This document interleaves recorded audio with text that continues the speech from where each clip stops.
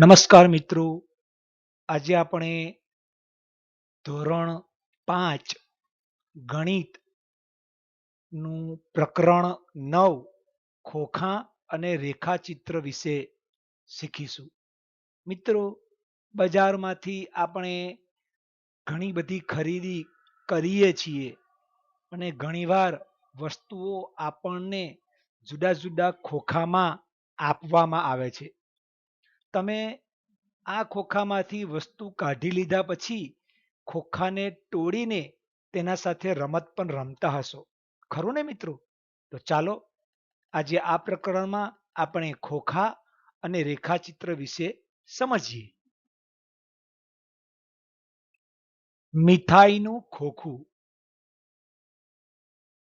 રમ્યા મીઠાઈ ખરીદવા ગઈ. દુકાનદારે મીઠાઈઓ મૂકવા માટે એક કાગળના ટુકડામાંથી સુંદર એવું ગુલાબી ખોખું બનાવ્યું. જુઓ મિત્રો, દુકાનદારે આ ગુલાબી કાગળમાંથી સરસ મજાનું સુંદર ખોખું બનાવ્યું. આપેલ ચિત્રને જુઓ અને તમારી જાતે એક ખોખું બનાવો. અહીં તમારા પાઠ્યપુસ્તકના પાન નંબર 201 પર આપેલ કટઆઉટનો ઉપયોગ કરો. તમે કેટલું ઝડપથી ખોખું બનાવી શકો છો. મિત્રો, આ કટઆઉટ તમારા પાઠ્યપુસ્તકના પાન નંબર 201 ઉપર આપેલો છે. અહીં કેટલીક તૂટક રેખાઓ તમને દેખાય છે. આ તૂટક રેખાઓ પાસેથી વાળીને આપે સુંદર મજાનું ખોખું બનાવવાનું છે. આ માટે આપ આપના શિક્ષક અથવા મોટેરાની મદદ લઈ શકો. તો આ પ્રવૃત્તિ આપ જાતે કરીને જોશો મિત્રો, તમને ખૂબ મજા આવશે. ઘરે આવીને રમ્યાએ ખોખામાંથી મીઠાઈ કાઢીને ખોખાને સંપૂર્ણપણે ખોલી નાખ્યું. તેણે ખોખાના વધારાના ભાગને દૂર કર્યો. આથી ખોખું નીચે મુજબ દેખાવા લાગ્યું. મિત્રો, રમ્યા મીઠાઈનું ખોખું ખોલી કાઢે છે તો આ પ્રમાણે દેખાય છે. જુઓ મિત્રો, તૂટક રેખા આગળથી તમે વાળીને ફરી પાછું ખોખું બનાવી શકો. રમ્યા શું બોલે છે કે આવા આકાર પરથી ખોખું બનાવી શકાય છે. ચાલો બીજા કયા આકારોની મદદથી ખોખું બનાવી શકાય તે મને જોવા દો. તેણે બીજા 4 આકારો બનાવ્યા. તે દરેકને ત્રુટક રેખાઓ પરથી વાળી શકાય છે. આમાંથી કઈ આકૃતિ એટલે કે આકારોની મદદથી ખોખું બનાવી શકાય તે તમે શોધી કાઢો. મિત્રો, અહીં 4 આકૃતિ આપેલી છે: A, B, C અને D. દરેકમાં તૂટક રેખાઓ પણ એટલે કે ટપકાવાળી રેખા પણ આપણને દેખાય છે. આપણે શોધી કાઢવાનું છે કયા આકારોની મદદથી ખોખું બનાવી શકાય. તો ખૂબ ધ્યાનથી તમે જોશો મિત્રો, તો આકાર A ની મદદથી ખોખું બનાવી શકાય છે અને આકાર C ની મદદથી ખોખું બનાવી શકાય છે. વિચારો મિત્રો કે B અને D ની મદદથી ખોખું બનાવી શકાતું નથી. આકારને વારીને સમઘન બનાવો. બુદ્ધા એક ચોરસ કાગળનો ઉપયોગ કરીને સમઘન બનાવવા ઈચ્છે છે. તે જાણે છે કે સમઘનની દરેક બાજુ ચોરસ હોય છે. મિત્રો, સમઘન એટલે કે જેની લંબાઈ, પહોળાઈ અને ઊંચાઈ સરખી હોય એવો આકાર. જુઓ, સમઘનને કેટલી બાજુઓ હોય છે? તો જવાબ છે સમઘનને 6 બાજુઓ હોય છે. આ સમઘન છે મિત્રો. જુઓ, અહીં તમને સ્પષ્ટ 6 બાજુ દેખાશે. કઈ રીતે? આજુબાજુની 4 અને એક ઉપરનું મથાળું અને નીચેનું તળિયું. આમ 4 ને 2 6 બાજુઓ. આમ સમઘનને 6 બાજુઓ હોય છે. તેણે બે અલગ આકૃતિઓ બનાવી. જુઓ અહીં ડાબી તરફ ભૂરા અને પીળા આકારમાં બે આકૃતિ દેખાય છે. શું આ બંને આકારોને વાળવાથી સમઘન બની શકે? તો હા, આપના પાઠ્યપુસ્તકમાં આ તમામ વાતોની નોંધ કરતા રહેશો. અહીં ભૂરા રંગનો આકાર અને પીળા રંગનો આકાર છે એ બુદ્ધાએ બનાવેલો છે અને એમાંથી આ આકારોને વાળીને સમઘન બનાવી શકાય છે. ફરી ધ્યાન રાખો મિત્રો કે દરેકની 6 સપાટી છે. જુઓ, ઓછામાં ઓછી એક વધુ આકૃતિ બનાવો કે જેને વાળવાથી સમઘન બની શકે. તો અહીં જે લીલા રંગની આકૃતિ આ તીરની સામે દેખાય છે એ આકૃતિ આપે આપના પાઠ્યપુસ્તકમાં દોરવાની છે. આ એક એવો આકાર છે કે જેને વાળીને આપણે સમઘન બનાવી શકીએ છીએ. સમઘનની દરેક બાજુનું ક્ષેત્રફળ શું થશે? હમણાં જ આપણે જોયું કે સમઘનને 6 બાજુઓ હોય તો દરેક બાજુની લંબાઈ અને પહોળાઈ હોય એટલે કે સમઘનની લંબાઈ અને પહોળાઈ સરખી હોય એટલે એનું ક્ષેત્રફળ લંબાઈ ગુણ્યા લંબાઈ થશે. એક એવી આકૃતિ બનાવો કે જેને વાળવાથી સમઘન ન બને. મિત્રો, આવી એક આકૃતિ તમે દોરી શકો. આ આકૃતિને ગમે તે રીતે તમે વાળવા પ્રયત્ન કરો તો આ આકૃતિમાંથી સમઘન બનતો નથી. તો આ આકૃતિ પણ આપ દોરી લેશો. તમારી આસપાસમાં એવી કઈ વસ્તુઓ સમઘન જેવી દેખાય છે તે અંગેની ચર્ચા કરો તથા તે વસ્તુની યાદી બનાવો. મિત્રો, ઘણી બધી વસ્તુઓ છે કે જે સમઘન આકારની દેખાય છે. જુઓ, ચોક બોક્સ, રૂબિકનું ઘન, બરફનો ટુકડો, પાસો વગેરે. આ બધી વસ્તુઓ સમઘન જેવી દેખાય છે. જુઓ મિત્રો, આ ચોક બોક્સ છે, આ રૂબિકનું ઘન છે. તમે મેળામાં ફરવા જાઓ તો આવું રમતનું એક સાધન મળે છે જેને રૂબિકનો ઘન એવું કહેવાય છે. આ બરફનો ટુકડો છે અને આ રમવાનો પાસો છે. આ બધી જ વસ્તુઓ સમઘન જેવી દેખાય છે. ખુલ્લું ખોખું. હું આ બંને આકારોની મદદથી ખુલ્લું ખોખું બનાવી શકું છું. મિત્રો, ખુલ્લું ખોખું એટલે એવું ખોખું કે જેનું મઠાળું ખુલ્લું હોય. જુઓ, આના પાસે આ બે આકારો છે. હવે એક બાજુ ખસી જશે એટલે 5 બાજુઓ છે અને એની મદદથી આ પ્રકારનું ખુલ્લું ખોખું બને છે. જુઓ મિત્રો, એનું મઠાળું ખુલ્લું છે એટલે કે 6 બાજુમાંથી એક બાજુ ખસી જાય જતી રહે તો 5 જ બાજુની મદદથી આ ખુલ્લું ખોખું બની શકે. હવે આ છોકરી એમ પણ કે છે કે હું આ આકારોની મદદથી ખુલ્લું ખોખું બનાવી શકું નહીં. અહીં પણ 5-5 બાજુવાળા આકાર છે પણ એને તમે ગમે તે રીતે વાળી અને ખુલ્લું ખોખું બનાવવાનો પ્રયત્ન કરો તો તમે બનાવી શકો નહીં. શું તમને પ્રકરણ 3માં આપેલ 5 ચોરસ વાળો કોયડો યાદ છે? તમે જોયું હતું કે આપણે 5 ચોરસમાંથી વિવિધ 12 આકારો મેળવ્યા હતા. મિત્રો, પ્રથમ સત્રના પાન નંબર 46 એટલે કે પ્રકરણ 3માં આ પ્રવૃત્તિ હતી. એમાંથી કયા આકારોને વાળવાથી ખુલ્લું ખોખું બનાવી શકાય? આપણને ખબર છે કે ભાઈ ખુલ્લું ખોખું બનાવવા માટે 5 ચોરસ જોઈએ.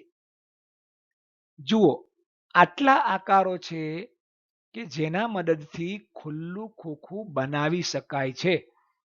તો મિત્રો, આ તમામ આકારો ફરી પાછા આપના પાઠ્યપુસ્તકમાં દોરશો જેથી તમારો ખ્યાલ સ્પષ્ટ બને. જુઓ, દરેકને તમે ધ્યાનપૂર્વક જોશો તો દરેકમાં 5 બાજુઓ છે, 5 ચોરસ વાળી બાજુઓ છે. આ તમામ આકારોને વાળવાથી ખુલ્લું ખોખું બનાવી શકાય. એમાંથી કયા આકારોને વાળવાથી ખુલ્લું ખોખું ન બનાવી શકાય? તો મિત્રો, આ રહ્યા એ આકારો. આ આકારોને તમે ગમે તે રીતે વાળવા પ્રયત્ન કરશો પરંતુ આ આકારોને વાળવાથી ખુલ્લું ખોખું બનાવી શકાતું નથી. ખોખા અને ખોખા બધા જ ખોખા સમઘન હોતા નથી. મિત્રો આપણે જોઈએ છીએ કે બજારમાં જે ખોખા મળે છે એમાં બધા જ ખોખા સમઘન હોતા નથી. અહીં કેટલાક અલગ પ્રકારના ખોખા આપેલા છે. નીચે આપેલી દરેક આકૃતિને તે ખોખા સાથે મેળવો. જો અહીં મિત્રો 4 આકૃતિઓ આપેલી છે ખોખાઓની, એને એના ખોખા સાથે જોડવાની છે. તો જુઓ મિત્રો, આપના પાઠ્યપુસ્તકમાં આ આકૃતિઓને તેના ખોખા સાથે આ રીતે જોડશો. આ પ્રથમ આકૃતિ એ બીજી આકૃતિને મળે છે. જુઓ, અણીદાર ભાગ બંનેમાં છે. બીજી આકૃતિ એ ચોથી આકૃતિને મળશે. ત્રીજી આકૃતિ એ નીચેની આકૃતિની પ્રથમ આકૃતિને મળશે.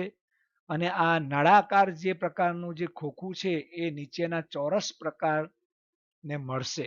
તો આ રીતે આપ આપના પુસ્તકમાં જોડ બનાવશો. નકશો. એક ઘર બનાવતા પહેલા સૌપ્રથમ તેનો નકશો બનાવવામાં આવે છે.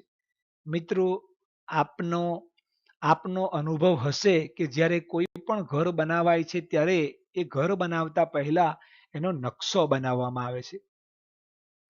શું તમે ક્યારેય રૂપરેખા દર્શાવતો નકશો જોયો છે? અહીં વિભાના ઘરની રૂપરેખા દર્શાવતો નકશો આપેલ છે. જુઓ મિત્રો, આ વિભાના ઘરનો નકશો છે. એમાં તમે 4 બારી અને એક દરવાજો જોઈ શકો છો. તેનાથી આ ઘરમાં કઈ જગ્યાએ બારી બારણા છે તે જાણી શકાય છે. નકશામાં જોઈને જ આપણને ખબર પડે કે દરવાજાની આસપાસ 2 બારી છે અને પાછળની સાઈડે અને બાજુની તરફ એક બારી છે. તેના ઘરનો આગળનો ભાગ કયો છે? તો સ્વાભાવિક રીતે જ દરવાજો જે જગ્યાએ હોય એ જગ્યા એ આગળનો ભાગ કહેવાય. તો આપણો જવાબ બનશે દરવાજો દર્શાવતો ભાગ તેના ઘરનો આગળનો ભાગ છે. આ જવાબની આપ નોંધ કરશો. જુઓ મિત્રો, નકશામાં આ રહ્યો દરવાજો. આગળના ભાગમાં કેટલી બારીઓ છે? તમે નકશો બરાબર જોશો તો 2 બારીઓ દરવાજાની આસપાસ દેખાય છે. તો જવાબ આવશે આગળના ભાગમાં 2 બારીઓ છે. આ એક બારી અને આ એક બારી. નકશો જોઈને વાસ્તવમાં ઘર કેવું દેખાતું હશે કે બારીઓ કેટલી ઊંચી હશે તે જાણી શકાતું નથી. આ માત્ર નકશો છે. એમાં બારીઓ કેટલી છે, દરવાજા કેટલા છે એ જાણી શકાય, પણ કેટલી ઊંચી હશે એ જાણી શકાતું નથી. આથી આપણે ઘરનું ચિત્ર વિશિષ્ટ રીતે બનાવીએ છીએ કે જેમાં લંબાઈ, પહોળાઈ અને ઊંચાઈ દર્શાવેલ હોય. અહીં ઘરના 4 વાસ્તવિક ચિત્રો આપેલા છે. જુઓ મિત્રો, લંબાઈ, પહોળાઈ અને ઊંચાઈ દર્શાવતું આ ચિત્ર એ, ચિત્ર બી, ચિત્ર સી અને ચિત્ર ડી. હવે પ્રશ્ન જોઈએ, આમાંથી કયું ઘર વિભાનું છે? હમણાં જ આપણે વિભાના ઘરનો નકશો જોયો, 4 બારી અને એક દરવાજા વાળો. એ નકશો આપણે જોઈશું અને આ આકારો સાથે સરખાવીશું તો જ આ 4 આકારોમાંથી કયો આકાર વિભાના ઘરનો છે તે આપણને ખ્યાલ આવશે. તો ચાલો મિત્રો નકશો જોઈએ. જુઓ, ફરી પાછો વિભાના ઘરનો નકશો. હવે આ નકશાને આપણે ચિત્ર એ સાથે સરખાવીએ. તો ચિત્ર એમાં જોશો તો પાછળનો ભાગ સાવ સીધો છે, જ્યારે નકશામાં પાછળના ભાગે બારી તરફ ખાંચો છે. એટલે આ ચિત્ર એ વિભાના ઘરનો વાસ્તવિક ચિત્ર નથી. હવે બી જોઈએ. બી દરવાજામાં જે વાસ્તવિક ચિત્ર છે વિભાના ઘરનું, એમાં દરવાજાની આસપાસ બે બારી છે, પણ જમણી તરફ પણ એક બારી દર્શાવવામાં આવી છે, જે ખરેખર નકશામાં નથી. તો ચિત્ર બી પણ વિભાના ઘરનું વાસ્તવિક ચિત્ર નથી. હવે ચિત્ર સી ધ્યાનથી જુઓ મિત્રો. અહીં નકશામાં દર્શાવેલ ખાંચા મુજબના ખાંચા પણ દેખાય છે. દરવાજો અને એની આસપાસ બે બારી પણ દેખાય છે, અને ડાબી તરફની જે ભીત છે ત્યાં આગળ પણ એક બારી દેખાય છે. એટલે આ આકાર સી એ વિભાના ઘરના નકશાને બિલકુલ મળતો આવે છે. તો જુઓ, આમાંથી ચિત્ર સી આ રહ્યું એ વિભાના ઘરનું છે. ડી ચિત્ર પણ જુઓ મિત્રો. ડી ચિત્ર પણ વિભાના ઘરના નકશાને મળતું નથી. તો આમ ચિત્ર સી એ વિભાના ઘરનો નકશાને મળતું ચિત્ર છે. ઘરની રૂપરેખા દર્શાવતો નકશો જુઓ. આ ઘરના વાસ્તવિક ચિત્ર પર બારી તથા બારણા બનાવો. જુઓ મિત્રો, અહીં ઘરની રૂપરેખા દર્શાવતો નકશો છે. દરવાજો અને 3 બારી આપણને નકશામાં દેખાય છે. આ એનું વાસ્તવિક ચિત્ર છે. જુઓ, જે જગ્યાએ બારી અને બારણા છે એ આપણે વાસ્તવિક ચિત્રમાં દર્શાવવાના છે. તો જુઓ મિત્રો, જે ડાબી તરફનો જે લાંબો ભાગ દેખાય છે એમાં વાસ્તવિક ચિત્રમાં આ રીતે દરવાજો દોરશો. હવે ડાબી તરફની બાજુ ભીત પર, જમણી તરફની ભીત પર આ રીતે એક બારી અને આ રીતે એક બારી દોરશો, જેથી ઘરના વાસ્તવિક ચિત્ર મુજબ બનશે. ડાબી તરફની ભીત પર રહેલી બારી એ વાસ્તવિક ચિત્રમાં ન દોરી શકાય. એ જ રીતે દરવાજાની જમણી તરફની પ્રથમ બારી પણ વાસ્તવિક ચિત્રમાં દોરી શકાય એમ નથી. તો આ રીતે આપના પાઠ્યપુસ્તકમાં બારી તથા દરવાજો દોરશો. એવી કોઈ બારીઓ છે કે જેને તમે વાસ્તવિક ચિત્રમાં દર્શાવી શકાતા નથી? તો હમણાં જ મેં કહ્યું મિત્રો, હા, 2 બારી એવી છે કે જેને આપણે વાસ્તવિક ચિત્રમાં દર્શાવી શકતા નથી. જો હોય તો નકશામાં તે જગ્યાએ વર્તુળની નિશાની કરો. કઈ 2 બારીને આપણે નથી દર્શાવી શક્યા? તો મિત્રો, આ એક બારી છે અને આ એક બારી છે. તો આ રીતે નકશામાં તમે આ 2 બારી ઉપર વર્તુળ કરશો, જે બારીઓને આપણે વાસ્તવિક ચિત્રમાં દર્શાવી શક્યા નથી. તમારા પોતાના ઘરની રૂપરેખા દર્શાવતો નકશો બનાવવાનો પ્રયત્ન કરો. મિત્રો, તમારા બધાના જ ઘરનો આકાર જુદો જુદો હોય, તો આ પ્રવૃત્તિ આપે આ ઉપરના ઉદાહરણ મુજબ જાતે કરવાની છે અને આપના ઘરનો રૂપરેખા દર્શાવતો નકશો જાતે દોરવાનો છે. આપ આપના શિક્ષક કે મોટેરાની મદદ લઈ શકો. સમઘનનું વાસ્તવિક ચિત્ર. સુમિત્ર તથા તેના મિત્રોએ સમઘનનું વાસ્તવિક ચિત્ર બનાવ્યું. તેમના ચિત્રો કંઈક નીચે મુજબ હતા. જુઓ મિત્રો, આટલા ચિત્રો છે. આ સમઘનના વાસ્તવિક ચિત્રો નીચે મુજબના છે. પ્રશ્ન સમજીએ. આમાંથી તમને કયું ચિત્ર યોગ્ય લાગે છે? મિત્રો, આમાંથી 2 જ ચિત્રો એવા છે કે જે સમઘન જેવા બિલકુલ દેખાય છે અને તે સ્પષ્ટ છે. જુઓ, આમાંથી ચિત્ર ડી અને ઈ યોગ્ય લાગે છે. આ ડી છે અને આ ઈ છે કે જે સમઘનના આકારને મળતા આવે છે. તો આપ આપના પાઠ્યપુસ્તકમાં ચિત્ર ડી અને ઈ ઉપર ખરાની નિશાની કરશો. શું તમને ચિત્ર એફમાં અમુક રેખાઓ ઉમેરી સમઘનનું વાસ્તવિક ચિત્ર બનાવી શકો? હવે ચિત્ર એફ જોઈએ મિત્રો. હા, હું ચિત્ર એફ માં અમુક રેખાઓ ઉમેરીને સમઘનનું વાસ્તવિક ચિત્ર બનાવી શકું. તમે બનાવી શકો એટલે આ રીતે જવાબ લખો. આ રહ્યું મિત્રો ચિત્ર. આ ચિત્રમાંથી કઈ રીતે સમઘનનું ચિત્ર બનાવી શકાય તે જુઓ. આ રીતે એક તૂતક રેખા દોરો, આ રીતે રેખા દોરો, આ રીતે એક ઊભી રેખા દોરો, આ રીતે એક ક્રોસમાં રેખા દોરો અને આ રીતે એક રેખા દોરો.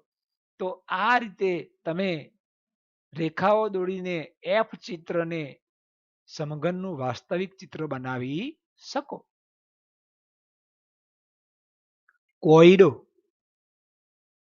એક સમઘન બનાવવા માટે આ આકૃતિને વાળવામાં આવી. જુઓ મિત્રો, આ આકૃતિ છે એના 6 ભાગ છે, 6 બાજુઓ છે. નીચેનામાંથી કયું વાસ્તવિક ચિત્ર તમને યોગ્ય લાગે છે? જુઓ અહીં ઘણા બધા ચિત્રો છે, 5 ચિત્રો છે, A B C D E. તો આમાંથી કયા ચિત્ર, આ ડાબી તરફનું જે ચિત્ર છે એ આકૃતિનું વાસ્તવિક ચિત્ર છે? તો સૌથી પહેલા સમજીએ મિત્રો કે સમઘનની સામ સામેની બાજુના ટપકાનો સરવાળો 7 થાય છે. આ આકૃતિને તમે ધ્યાનથી જોશો તો એની સામ સામેની બાજુઓનો સરવાળો 7 થાય છે.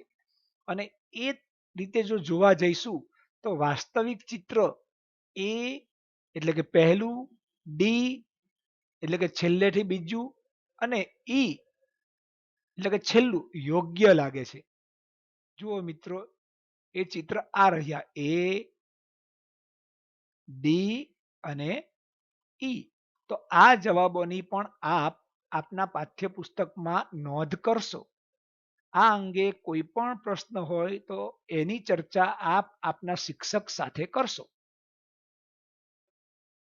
બી આકૃતિ અને સી આકૃતિ એ સમઘનના વાસ્તવિક ચિત્ર સાથે મેચ થતી નથી. સમઘનનું ચિત્ર બનાવવાની સરળ રીત. ચંદા આ સમઘનનું વાસ્તવિક ચિત્ર બનાવવા ઈચ્છે છે. તે કંઈક નીચે મુજબ સમઘનનું ચિત્ર બનાવે છે. આ સમઘનનું ચિત્ર બનાવવા ઈચ્છે છે. જુઓ, ચંદા કઈ રીતે વાસ્તવિક ચિત્ર બનાવે છે? તો પ્રથમ એ કહે છે, ડાબી તરફનું વાંચો, કે મેં સમઘનની પાછળની તથા આગળની બાજુ દેખાય તે રીતે આ 2 ચોરસ દોર્યા. જુઓ, 2 ચોરસ દોરેલા દેખાય છે. મેં આ બંને ચોરસના ખૂણાઓને જોડી દીધા અને સમઘનનું વાસ્તવિક ચિત્ર તૈયાર થયું. ચાલો મિત્રો, ચંદા જે રીતે વાસ્તવિક ચિત્ર બનાવે છે એ રીતે આપણે પણ ચિત્ર બનાવીએ. જુઓ, આ એક ચોરસ દોરીએ, એની પાછળ જે રીતે ચંદાએ ચોરસ દોરેલો છે એ રીતે ચોરસ દોરીએ. હવે એના આ જે 2 ચોરસ છે એના ખૂણાઓને આપણે જોડી દઈએ. આ રીતે આ 2 ખૂણાઓને જોડીએ, આ 2 ખૂણાઓને જોડીએ, આ 2 ખૂણાઓને જોડીએ અને આ 2 ખૂણાઓને જોડીએ. તો આપણે પણ ચંદાની જેમ આ સમઘન બનાવી શક્યા. તો આપ પણ મિત્રો આપના પાઠ્યપુસ્તક અને નોંધપોથીમાં આ રીતે વિવિધ આકારના સમઘન દોરવાનો પ્રયત્ન કરશો. આ જ રીતે બાજુમાં દર્શાવેલ ખોખાનું વાસ્તવિક ચિત્ર બનાવો. જુઓ મિત્રો, હમણાં જે રીતે સમઘન નું ચિત્ર બનાવ્યું એવી રીતે આ લંબઘન નું ચિત્ર આપણે બનાવવાનું છે. તમે ચિત્રમાં જોશો તો આગળ અને પાછળની તરફ એક ચોરસ દેખાય છે, એક આગળ અને એક પાછળ.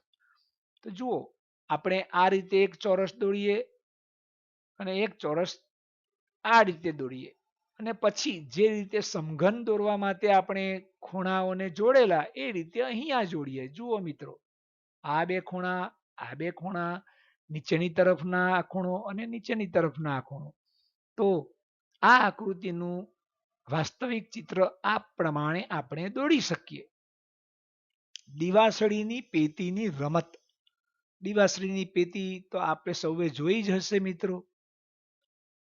નવીન, ભાસ્કર તથા પ્રતિજ્ઞાએ દિવાસળીની પેટીનો ઉપયોગ કરીને એક પુલ બનાવ્યો. જુઓ, આવો પુલ મિત્રો. નીચે 4 સ્તંભ છે અને ઉપર પુલ દેખાય છે. નવીન છે, ભાસ્કર છે, પ્રતિજ્ઞા છે. તમે પણ આવો પુલ બનાવવાનો પ્રયત્ન કરશો. હવે આગળ જોઈએ. નવીન અને પ્રતિજ્ઞાએ પુલના ચિત્રો બનાવ્યા. પુલ તો બનાવ્યો છે એમને ખોખામાંથી, પછી એના ચિત્રો પણ દોર્યા. જુઓ, આ નવીનનું ચિત્ર છે. એ એવું કે છે કે હું જ્યાં ઊભો છું ત્યાંથી મને પુલ કંઈક આવો દેખાશે. નવીન જે જગ્યાએથી ઊભા રહીને પુલનું ચિત્ર દોરે છે તે આવું દેખાય છે. હવે પ્રતિજ્ઞા એવું કહે છે કે હું જે જગ્યાએ છું એ જગ્યાએથી પુલ ની પહોળાઈ અને ઊંચાઈ જાણી શકાય છે. પુલ કેટલો પહોળો છે એ પણ જાણી શકાય છે અને પુલ કેટલો ઊંચો છે એ પણ જાણી શકાય છે. જો તમે પુલને ઉપરથી જુઓ તો તે કેવો દેખાશે? નીચેના ચિત્રોમાંથી યોગ્ય ચિત્ર પસંદ કરો. એ પુલ આવો દેખાશે ઉપરથી કે આવો દેખાશે? તો સ્પષ્ટ છે મિત્ર કે ચિત્ર 2 જેવો પુલ ઉપરથી દેખાશે. જે આના ઉપરનું ચિત્ર છે એ બાજુમાંથી લીધેલા પુલની ધાર છે. તો આપણો જવાબ થશે બીજું ચિત્ર. તસવીર જુઓ અને પુલનું વાસ્તવિક ચિત્ર બનાવવાનો પ્રયત્ન કરો. જે રીતે નવીન અને પ્રતિજ્ઞાએ પુલના ચિત્રો બનાવ્યા છે એ રીતે પુલનું વાસ્તવિક ચિત્ર આ રીતે બનાવી શકાય. આ ચિત્રને આપ આપના પાઠ્યપુસ્તકમાં દોરવાનો પ્રયત્ન કરશો. આ પુલનું વાસ્તવિક ચિત્ર છે. મહાવરો. પુલના ચિત્રો બનાવી બતાવો કે પુલ કેવો દેખાશે. મિત્રો, આ એક પુલનું ચિત્ર આપેલું છે. એ ચિત્ર ઉપરથી પુલ ઉપરથી કેવો દેખાશે આવો એક પ્રશ્ન આપણા પાઠ્યપુસ્તકમાં છે. તો મિત્રો, પુલ ઉપરથી આ પ્રકારે દેખાશે. ઉપરની જે 3 પેટી એટલે કે બોક્સ એટલે કે દિવાસળીના ખોખા છે એ જ દેખાશે. નીચેનું કોઈ પણ ભાગ દેખાશે નહીં. સામેથી આ પુલ કેવો દેખાશે? તો અત્યારે તમે જોઈ રહ્યા છો આ ચિત્રમાં એવો જ દેખાશે. તો આપ આપના પાઠ્યપુસ્તકમાં આ પ્રમાણેનું ચિત્ર દોરશો. અને બાજુમાંથી કેવો દેખાશે? તો બાજુમાંથી આ પ્રકારે દેખાશે. તો આ ઉપરથી, સામેથી અને બાજુમાંથી કેવો દેખાય છે પુલ એના ચિત્રો આપ આપના પાઠ્યપુસ્તકમાં દોરશો. દિવાસળીની પેટીઓની મદદથી એક મોડેલ બનાવો કે જે કંઈક નીચે મુજબ દેખાતું હોય. મિત્રો, આવું મોડેલ બનાવવાનું છે કે જે ઉપરથી ડાબી બાજુના ચિત્ર જેવું દેખાય, સામેથી વચ્ચેના ચિત્ર જેવું દેખાય અને બાજુમાંથી જમણી તરફના ચિત્ર જેવું દેખાય. સૂચના છે કે તમારી નોટબુકમાં ઉપરયુક્ત મોડેલનું વાસ્તવિક ચિત્ર બનાવો. તો મિત્રો, તમે આ રીતે ચિત્ર બનાવી શકો. જુઓ, આ પ્રમાણેનું ચિત્ર આપ આપની નોંધપોથીમાં અને જો જગ્યા હોય તો પાઠ્યપુસ્તકમાં દોરશો. આ માટે આપે થોડુંક ધ્યાનથી અને ધીરજથી કામ લેવું પડશે. અહીં આપેલ આ રસપ્રદ મોડેલ બનાવવા માટે કેટલા સમઘનની જરૂર પડે? અહીં એક સમઘન એક સમઘન મૂકેલા હોય એવું મોડેલ છે. પ્રશ્ન છે કે આ મોડેલને પૂર્ણ કરવા એટલે કે રસપ્રદ મોડેલ બનાવવા માટે કેટલા સમઘનની જરૂર પડે? તો તમે જોશો તો 5 સમઘન આડા, 5 ઊભા અને 5 બાજુ પર, આમ 5 બાય 5 બાય 5 ના સમઘન છે. જવાબ છે અહીં આપેલ આ રસપ્રદ મોડેલ બનાવવા માટે 95 સમઘનની જરૂર પડે. હવે તમને પ્રશ્ન થતો હશે કેવી રીતે? તો જુઓ મિત્રો, આ એની ગણતરી છે કે 5 ગુણ્યા 5 ગુણ્યા 5 બરાબર 125. કારણ કે આખું મોડેલ પૂર્ણ કરવું હોય તો 125 સમઘનની જરૂર પડે. એમાંથી સમઘન કેટલા ઘટે છે એ દર્શાવેલા છે. તો 125 ઓછા 7 ગુણ્યા 1, 5 ગુણ્યા 2, ઓછા 3 ગુણ્યા 3 અને ઓછા 4, 1 ગુણ્યા 4. હવે સમજીએ કે જુઓ મિત્રો, આ એરોને ધ્યાનથી જુઓ. જે સમઘનો ઉપર આ એરો છે ત્યાં 7 સમઘન છે. જુઓ 4 અને 3. તો એની એક લાઈન બાકી છે, એટલા માટે આપણે કૌંસમાં પહેલી વખત 7 ગુણ્યા 1 લખ્યું છે. હવે આ એરો પર નજર કરો. અહીં 5 સમઘન છે અને 5 સમઘનની 2 લાઈન પૂર્ણ કરીએ તો એ આખો સમઘન બને, એટલે 5 ગુણ્યા 2 લખ્યું છે. ત્રીજા કૌંસમાં જુઓ, આ એરો જુઓ 3 સમઘન છે અને 3 સમઘનની 3 લાઈન બાકી છે, એટલે આપણે 3 ગુણ્યા 3 કર્યું છે. અને આ એક જ સમઘન છે અને એક સમઘનની 4 લાઈન બાકી છે, એટલે 1 ગુણ્યા 4 કર્યું છે. તો આ રીતે આપણો જવાબ 125 ઓછા 7 ઓછા 10 ઓછા 9 ઓછા 4, એટલે કે 125 માંથી આ 10 ને 7 17, 17 ને 9 26 ને 4 30, એટલે 125 માંથી જો 30 બાદ કરીએ તો આપણો જવાબ આવશે 95. મિત્રો, આ ગણતરી થોડીક ક્રિટિકલ છે, એટલે સંકીર્ણ પ્રકારની છે. તો એમાં આપણને ખ્યાલ ન આવે તો આપ આપના શિક્ષક કે ઘરમાં જે પણ શિક્ષિત વ્યક્તિ હોય, મોટેરું, એની મદદ લઈ શકો. નીચે મોડલના કેટલાક ચિત્રો આપેલા છે. હમણાં જે ઉપર જે જોયું એ મોડલના કેટલાક ચિત્રો છે. જે ચિત્ર મોડલ ઉપરથી કેવું દેખાય છે તે યોગ્ય રીતે દર્શાવતું હોય તો તે ચિત્ર ઉપર તીની નિશાની કરવાનું છે. અને જે ચિત્ર મોડલ બાજુમાંથી કેવું દેખાતું હોય એ દર્શાવતું હોય તો એના ઉપર એસ ની નિશાની કરવાની છે. જુઓ મિત્રો, આ ચિત્રો છે. આ મોડલના 4 ચિત્રો છે. આમાંથી ઉપરથી દેખાતું હોય એવા ચિત્ર ઉપર ટી. તો ઉપરથી જો જોઈએ મિત્રો, તો આ મોડલમાં બધા જ સમઘન દેખાય, એટલે આપણું ચિત્ર એ છે એ ઉપરથી દેખાતા ચિત્ર જેવું બનશે, એટલે એના ઉપર આપણે ટી લખીએ. હવે બાજુમાંથી દેખાતું હોય તો બાજુમાં જુઓ મિત્રો આ ચિત્ર ધ્યાનથી. તો બાજુમાંથી દેખાતું હોય એવું એક જ ચિત્ર છે અને તે છે ચિત્ર બી, એટલે એના ઉપર આપણે એસ ની નિશાની કરીએ. તો મિત્રો, આ રીતે આપ ઉપરથી દેખાતા ચિત્રની ઉપર ટી અને બાજુમાંથી દેખાતા ચિત્ર ઉપર એસ ની નિશાની કરશો. મિત્રો, અહીં ખોખા અને રેખાચિત્રનું પ્રકરણ પૂર્ણ થાય છે. ખાસ કોઈ ગણતરી વાળા દાખલાઓ આ પ્રકરણમાં નહોતા આવ્યા, પરંતુ ખોખા અને એ ખોખાને ખોલવાથી બનતું રેખાચિત્ર, એ બંનેને કઈ રીતે સરખાવી શકીએ, અથવા તો રેખા ઉપરથી રેખાચિત્ર પરથી આપણે ખોખા કઈ રીતે બનાવી શકીએ, એ અંગેની તમામ વાતો આ વિડીયોમાં રજૂ કરવાનો પ્રયત્ન કર્યો છે. આપ વિડીયોને વારંવાર જોઈ અને આપનો ખ્યાલ પાકો કરશો એવી જ આશા. આભાર.